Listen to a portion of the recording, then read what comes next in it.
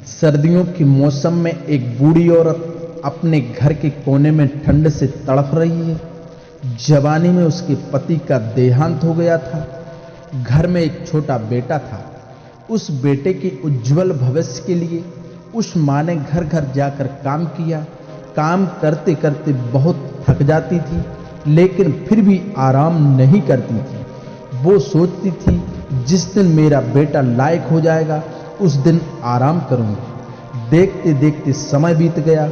माँ बूढ़ी हो गई और बेटे की अच्छी नौकरी मिल गई। कुछ समय बाद बेटे की शादी कर दी और एक बच्चा हो गया।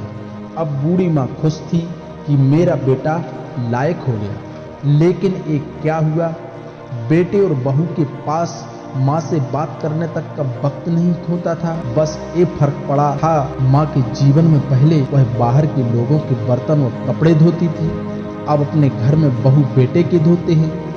फिर भी माँ खुश थी क्योंकि औलाद उसकी थी। सर्दियों के मौसम में एक टूटी चारपाई पर बिल्कुल बाहर वाले कमरे पर एक फटे से कंबल में सिमट कर माँ लेटी थी और सोच रही थी, आज बेटे को कहूंगी तेरी माँ को बहुत ठंड लगती है, एक नया कंबल ला दो। शाम को बेटा घर आया तो माँ ने बोला, बेटा मैं बहुत बूढ़ी हो गई हूँ, शरीर में जान नहीं है, ठंड सहन नहीं होती है, मुझे नया कंबल ला दो।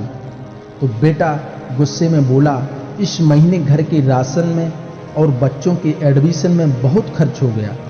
कुछ पैसे हैं पर तुम्हारी बहू के लिए शॉल लाना है, वो बाहर जाती है, तुम तो घर में रहती हो, सहन कर सकती हो, ये सर्दी निकाल लो, अगली साल ला दूंगा। बेटे की बात सुनकर माँ चुपचाप सिमट कर कंबल में सो गई। अगली सुबह देखा तो माँ इस दुनिया में नहीं रही। सब रिश्तेदार पड़ोसी एकत्रित हुए। बेटे ने माँ की अंतिम यात्रा में कोई कमी नहीं छोड़ी।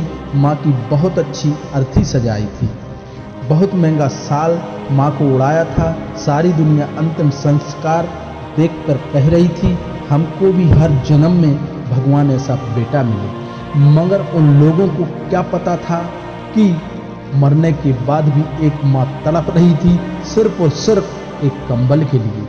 मेरा उद्देश्य इंसानों के अंदर मर चुकी इंसानियत को जिंदा करना है। अगर मेरी कहानी आपके दिल को छू गई हो तो माँ को समय, प्रेम दोनों देना। जीवन में एक माँ ही भगवान के रूप में बचपन से अब तक साथ है।